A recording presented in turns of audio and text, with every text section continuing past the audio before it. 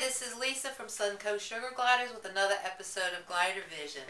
Today we're going to answer the question, do you need to take your sugar gliders to a vet? And you know what, we're going to cut right to the chase here. The answer is yes.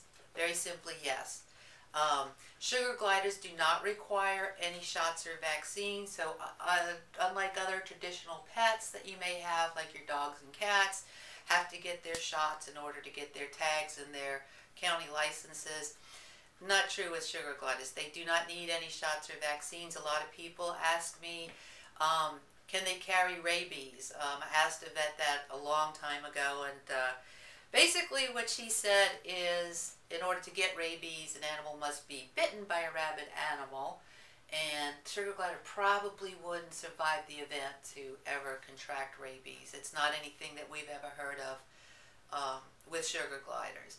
But you definitely want to find a vet, and the best thing to do is find a vet before you ever bring the animals home, because you can't just take them to any vet. You have to find a vet who's actually familiar with sugar gliders. If you don't have a traditional vet, just let your fingers do the walking. Call a local vet, ask them who they know who works with exotic animals.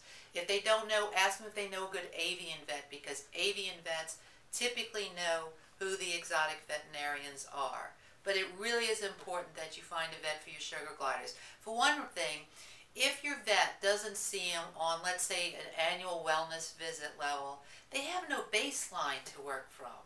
And that's really important. It's unfortunate that most people go to the vet with their gliders when they're pretty much at death's door.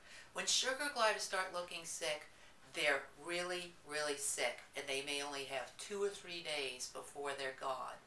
At that point in time, in many cases, there's very little that a veterinarian can do.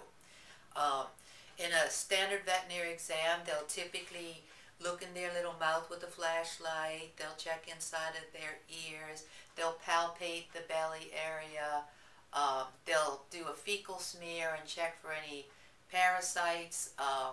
They'll ask you such questions as, have you seen any notice like loose stools? They'll check the weight of the animal.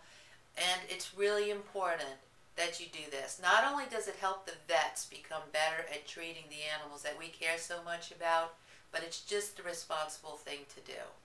This is Lisa from the Sugar Shack. Thanks for joining us.